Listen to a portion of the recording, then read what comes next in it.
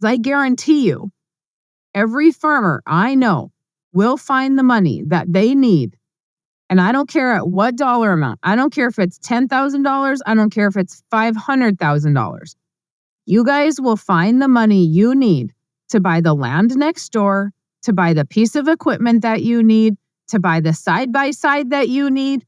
Whatever that is, you guys will find the money to do that.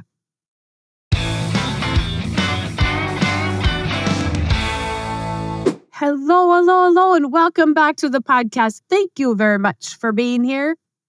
Let's talk about where we're going to find this money to start the policy. I had a client, I have had a lot of potential clients recently that are just not sure where to start. And I get it. The market is crazy. At the time of this recording, wheat prices are almost nothing. Like we've had corn might be high because we just don't know with all the catastrophic weather that's come through. Here we had really bad weather last night in parts of the state. And so we just don't know where the prices are going to land. It's an election year, all the things. And so I have a lot of people that are just very uncertain. They're waiting for PP money or something that is kind of throwing them off or making them uneasy. And the other day I said to somebody, if the land that you're renting comes available to purchase, will you find the money to make that payment? And of course, the answer is always yes. And the reason I use that as an example is because if we are renting land, we're already farming that ground. If we buy the ground, it is not going to make us any more money because that's already figured into our cash flow. But we will figure out a way to make that payment. If you need a new combine, if you need a new piece of equipment of any kind, you typically will find a way to make the payment. And in this particular situation, and most of these guys that I have right now that are sort of on the line are there because, they're medium-sized to bigger farmers. And so they're in those situations and they would make that decision. He said, yes, I would find the money to make that payment. Well, if your premium payment is the same as a land payment, then find the money to make the premium payment. Because at the end of the day, 75% of your income is available that you can borrow against. Or they're about 75%, right? Not day one. It's probably closer to 70. But it's available for you to borrow against. So then he had a great comment and he said, but Mary Jo, what if the land comes available and I have the premium payment? So now we're postponing creating our own banking system so that we can prepare to buy for land or buy the land. Good Lord. It's early, people. It's early. So now we're postponing our payments on the premium and we're postponing creating our own bank so that we can buy the land. Does that even okay, I get it. However, what if that's not for 10 years? We can't go back and we can't backdate a policy 10 years.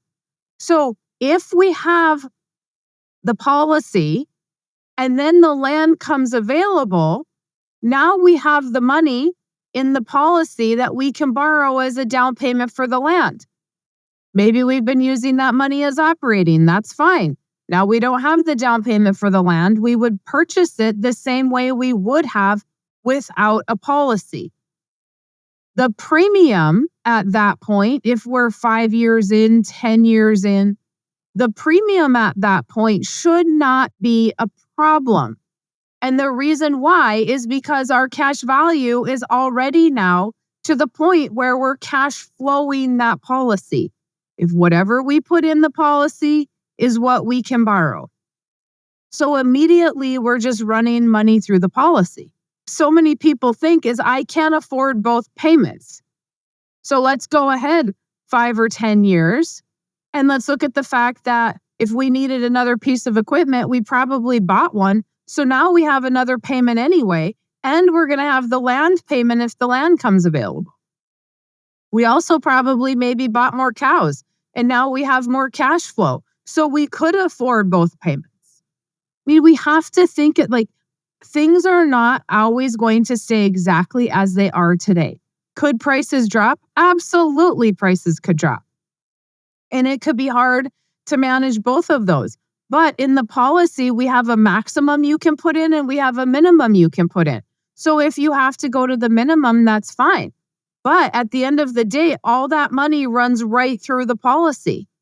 So ideally, I don't want you putting your land payment into premium, turning around, borrowing it, and paying off the bank. That is not ideal. But if that needs to happen for a year, that's not the end of the world either. If it needs to happen for a couple years, it's not the end of the world. It is the end of the world if you do it every single year, because all you're doing is robbing Peter to pay Paul.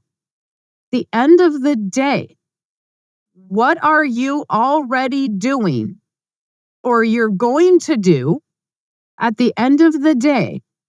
What would you make sure you had money for or find money for that all of a sudden, when it is to create your own banking system, we can't find the money? Something to think about, isn't it? I guarantee you, every farmer I know will find the money that they need. And I don't care at what dollar amount. I don't care if it's $10,000. I don't care if it's $500,000. You guys will find the money you need to buy the land next door, to buy the piece of equipment that you need, to buy the side-by-side that you need. Whatever that is, you guys will find the money to do that. And many of you are using cash. Most likely, a lot of you listening are using cash. The people not using cash and saying they have to finance everything that they buy are probably not listening to this podcast. But there are plenty of people that listen that are using cash. What are you using cash for? Are you squirreling cash away into a savings account so you have a down payment for that piece of land? You can upgrade that piece of equipment with cash. You have grain in the bins that you're just not selling. And that is your so-called savings account. So let's look at the big picture of what we're doing when we're trying to figure out, where does our premium need to be? How am I going to get money? Because I want the policy, but I also have to prepare for if land comes for rent, if land comes available to purchase. Now, let's just take a step back. If land comes for rent, well, Mary Jo, I can't use that money to pay a premium. If that land comes for rent, I need that as rent money. If you are renting a piece of ground, should it not be able to cash flow enough to make the rent payment and then some? If it doesn't, then why are you renting that piece of ground? I mean, there might be other reasons, but for the most part, if that's not cash flowing, why are we renting that piece of ground? Because it's right next door and we don't ever want to lose it. So we're going to pay more and then the rest of our ground is going to make up, or we're going to work off the farm to make sure that just so that we have that piece of ground. I don't know that that's the best decision. I get it. It's right next door. I 100% understand that. Nobody wants to give up that opportunity. And many of you out there think, well, if I'm not going to rent that land today, or I'm not going to buy that land today, I'll never have another chance in my lifetime. If you're 20, 30, 40 years old, yes, you will. Mark my words. Yes, you will. I see that happen a lot, that a piece of ground has come up twice. Why? Because people buy stuff they can't afford, or the next generation just frankly doesn't want it. And so it will be available at some point. If you are 20 and 30 years old, you have a lot of years and a couple generations that are most likely going to have to go through that land. You very well may have an opportunity to buy that over your lifetime. So when you're thinking of premiums and how am I going to pay that premium? How am I going to find the money to pay that premium? Because I want to do all of these other things. Make sure that you are thinking correctly. Remember, Nelson always said it's all about how you think. If you can be building your system now, you have that started so that you can go do those things later, and you're going to be able to do both of those things. If you can't, there's ways to adjust the policy, but the strategies are the big piece here. If you don't call me once you have the policy to say, hey, Mary Jo, I did X, Y, and Z, how do I pay both? If you're not doing that, you're not going to understand the strategy of how to use the policy. That's the piece that you're not going to get from just any old life insurance salesman that's going to sell you a policy. There is a whole thought process and strategy around it. And if you don't understand that, to you, that life insurance premium is an expense, but it's not, right? That money is going to be accessible for you, and you just need to make sure you can pay interest only, if nothing else.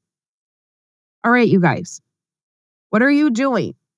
We're hanging out here in limbo, waiting to decide how we're going to start our policies and what those are going to look like. But if we needed that money for something else, we would have found it. And it'd be yearly. If it was a land payment, that'd be 20, 25, 30 years. And you'd have found it. Okay. Let me know if you have questions. MaryJo@withoutbank.com. If you have not gotten the book, go to farmingwithoutbank.com, grab my book, grab Nelson's book. Get the bundle right away. And then set up your appointment and we can visit and see if it's a good fit for you. I can help explain some more stuff. Otherwise, you have a fantastic rest of your day. Thanks for listening to the Farming Without the Bank podcast. We hope today's episode has inspired you to take control of your finances in new ways. Don't forget to check out our website, farmingwithoutthebank.com, and engage with us on our Facebook page, Farming Without the Bank. Join us next week as we smash more financial myths and empower you to accomplish your financial goals.